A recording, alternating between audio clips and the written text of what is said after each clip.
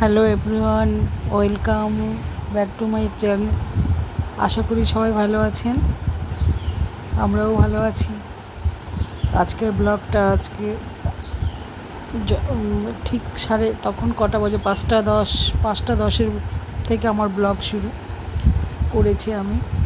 আজকে প্রথমে আমি উঠেই আগে ফুলগুলো তোলার চেষ্টা করেছি, কারণ আমি যদি আজকে ছিল বৃহস্পতিবার, যদি ফুল না তুলি তাহলে কিন্তু আমি একটা ফুলও পাবো না। এসে দেখবো সবাই নিয়ে চলে গেছে।